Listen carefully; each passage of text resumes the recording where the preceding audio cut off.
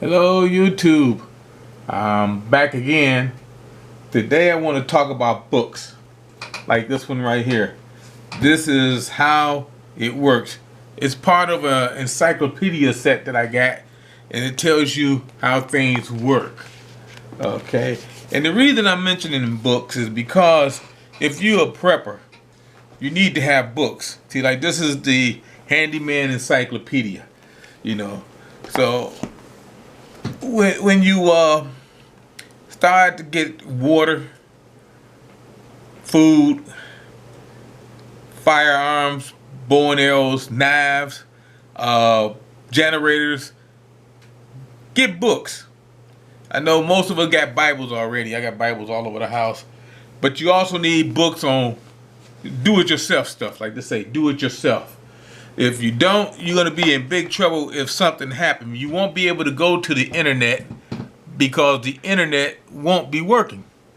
You know, you might have something downloaded in your phone, which would be great if you got it in the memory card, because if something happened and they like an EMP or something and it wipes out the internet, if your phone is the safe place, they say if your phone is not on, you don't have nothing to worry about, and you can go to your memory card, and if you got some juice, and you can look up whatever you want to look up, as long as it's in your memory card. You just can't go to the internet anymore and get that, because there's no telling if the satellites be working or whatever. I have no idea. But I'm just saying the safest thing to do is just to get some books.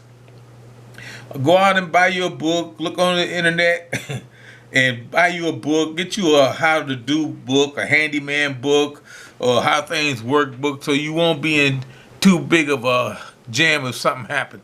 I mean, this is mostly for the people that live in the city, like me. You know, if you live in a homestead or something like that, you know about this. You know what to do. Because you do it every day. You know how to make things. Like I know a few people that built chicken coops and put up fences and incubating ducklings and chickens and stuff like that. You know, stuff that the common person that lives in the city wouldn't know how to do. We had to look it up and find out how to do that stuff. I mean, but yeah, it's very important that you get something like that so you can know what to do. All right, but on another note, today is August 1st, 2020. And I just want to say this, and I'm not going to go too far with this anymore because it's beginning to be a waste of our time. Our Congress, again, decided to take the weekend off. They didn't work Friday, and they're not working Saturday and Sunday. They decided to take the weekend off. Our Congress, they working so hard because they got a vacation coming up on the 10th of this month, that they decided to leave a weekend with unfinished business. Everybody that was getting unemployment from them, it's gone. It ended yesterday. The moratorium on evictions, it's gone.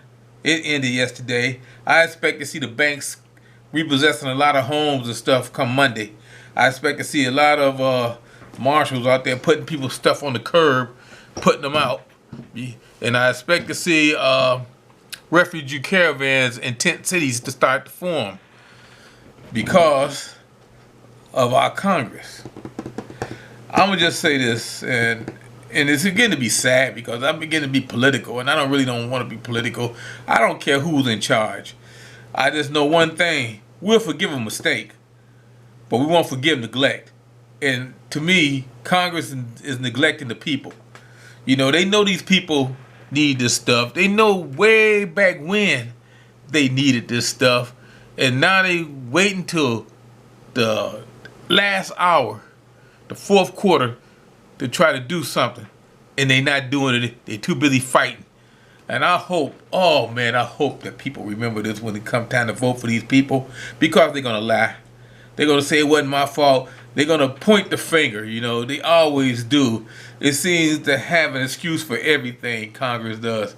And all them congressmen, you look at them. What they 80, 90-year-old guys that been around for, I don't know, 15, 16 terms, that don't remember how it was to have to get out and make a living. Yeah, But we gonna let them know when we come time to vote. And another thing, like I said, I used to talk about FEMA, not a lot about FEMA, because I knew FEMA wasn't anything. FEMA wasn't. I don't want to say shit. I'm gonna just say FEMA wasn't nothing. And yet you notice FEMA is nothing. It's just a word, something people throwing out. They don't do anything. They throw money at it.